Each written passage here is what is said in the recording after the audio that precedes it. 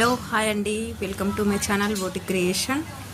ఇక్కడ ఏంటంటే కొత్తగా టైలరింగ్ నేర్చుకోవాలి అనుకుంటున్న వాళ్ళ కోసం అయితే మనకు క్లాత్ అనేది అడ్జస్ట్మెంట్ ఎలా చేయాలి, మనకు లైనింగ్ కటింగ్ అయిపోయిన తర్వాత మెయిన్ ఫ్యాబ్రిక్ తక్కువ ఉన్నప్పుడు క్లాత్ అనేది మనం అడ్జస్ట్మెంట్ ఎలా చేయాలి అనే దానికోసం అయితే నేను ఈ వీడియో చేసి చూపిస్తున్నాను. చూడండి, ఇక్కడ మనకి ఇప్పుడు మిషన్లు వచ్చినాయండి, 6 lakhs మిషన్స్.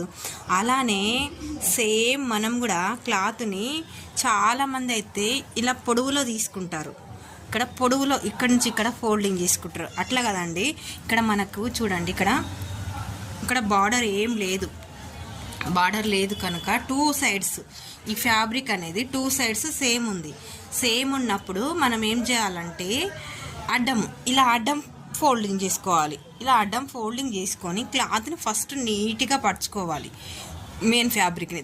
తర్వాత కటింగ్ చేసిన మన లైనింగ్ ఫ్యాబ్రిక్ ఉంటుంది కదండి, దాన్ని లైనింగ్ ఫ్యాబ్రిక్ని ఇలా 1 by 1 ఎక్కడికక్కడ నీట్గా పర్చేసుకోవాలి. ఇక్కడ చూడండి, మనకి డాట్ పాయింట్స్ అనేది ఇలా త్రిభుజాకారంలో ఉండాలి. అలాంటప్పుడు మనకు ఫ్రంట్ పార్ట్ అనేది చాలా అంటే చాలా నీట్గా వస్తుంది.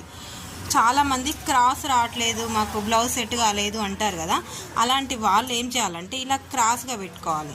క్లాత్ కూడా ఇలా డబల్ ఫోల్డింగ్ అడ్డం ఫోల్డింగ్ వేసుకోవడం వల్ల మనకు ఎక్కడ అనేది అతుకులు కూడా రావు. హ్యాండ్స్ చూడండి, హ్యాండ్స్కి ఎక్కడ జాయింట్స్ రాకుండా వస్తుంది.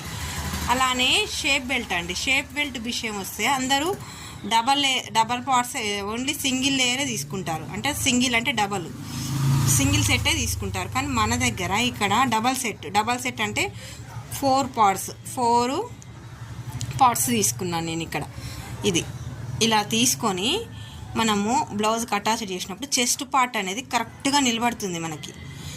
అప్పుడు బ్లౌజ్ అనేది చాలా అంటే చాలా పర్ఫెక్ట్గా వస్తుంది. ఇలాంటి వీడియోస్ కోసం అయితే ఇంకా చాలా అప్లోడ్ చేస్తాను. ఇది కటింగ్ చేస్తాను, చూడండి మీరు ఒకసారి. సేమ్ ఇలానే ఎక్కడికక్కడ సైడ్లో మనకి ఒక పావించు సైడ్లో వదిలేసుకోవాలి. అందరూ నేను ఇంతకుముందు వేరే వాళ్ళ దగ్గర చూశానండి, అసలు క్లాత్ ఇంత వదిలేస్తారు. అలా కాదు, కటింగ్ అనేది